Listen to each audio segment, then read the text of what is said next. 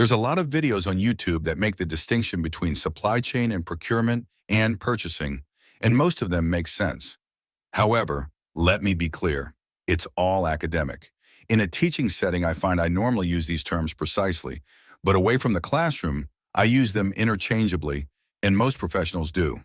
In fact, this occurs for other areas too, including logistics, operations, distribution, purchasing, manufacturing, sourcing, marketing.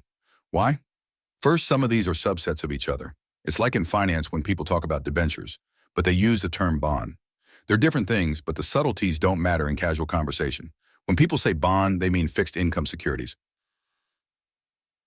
The second reason, in all except the largest companies, folks' roles don't encompass just one discipline. They're commonly involved in more than one. This cross-pollination, as I call it, is a good thing. It's by having this breadth of experience that we can understand organization needs and the seemingly arbitrary demands of our coworkers. But let's not be naive about it.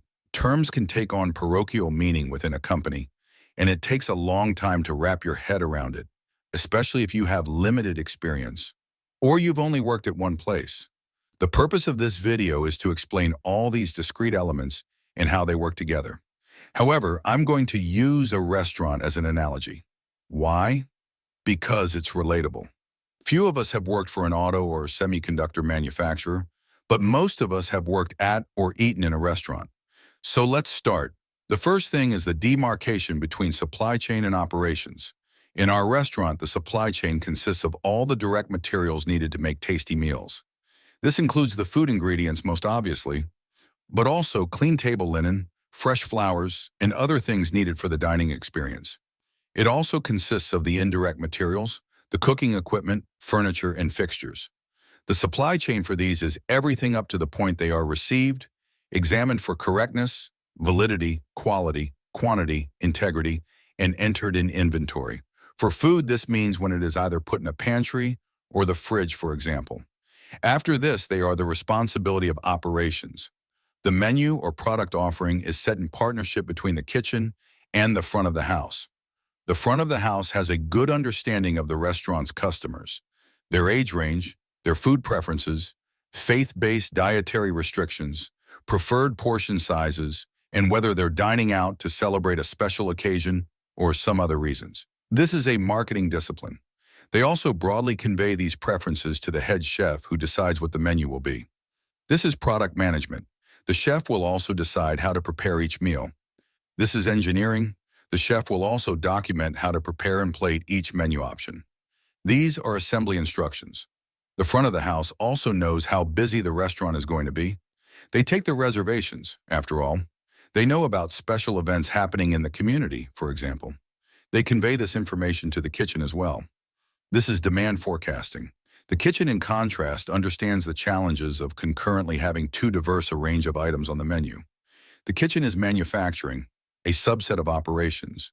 It knows certain ingredients are more costly and spoil more quickly.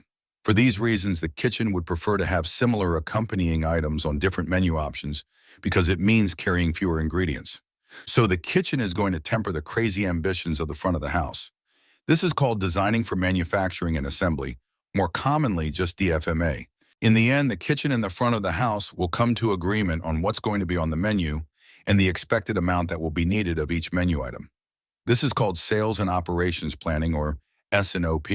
But what if the S&OP process is wrong? Well, this isn't a hypothetical. It's always wrong. It's just a matter of to what degree. It matters because ingredients were purchased with one expectation in mind. If there was more demand for ribeye than sea bass, then you're going to be holding more of one and less of the other against forecasted expectations. Maybe it's not a problem. Maybe the fish eaters will show up later. But if they don't, you're going to be holding too much. So maybe a sea bass special, you would discount the price with the aim of depleting surplus inventory. This continuous assessment of what is needed is inventory management. But you still need to order more steaks.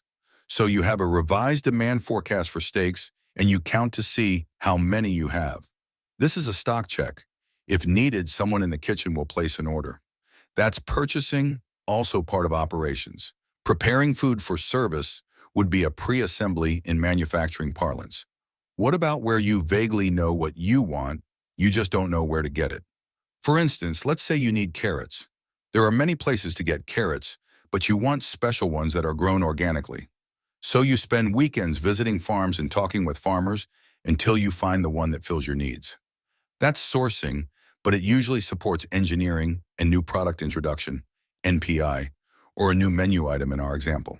Serving the assembled menu items is distribution. In many companies, the same folks who manage supply chain also do customer fulfillment and distribution. The issues are similar. It's just that the latter includes sending finished goods away versus the receipt of raw materials. Where such things become complex, logistics becomes necessary. In our restaurant analogy, it would be where several meals, each with different preparation times, are prepared and concurrently delivered to a party of 8, for example. What if someone doesn't like the meal and returns it? That's reverse logistics. It's confusing, right? Yes and no. Facts are that as you get engaged in these fields, you begin to understand the problems confronting leaders in all businesses. Using a restaurant is a simple analogy, but with it in place, you can easily extrapolate roles and divisions in nearly every industry.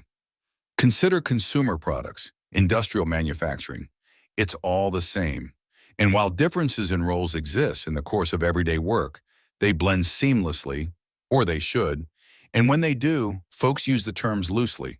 In the end, no part of a company can be successful without the other parts, so this is logical too. Bon appetit.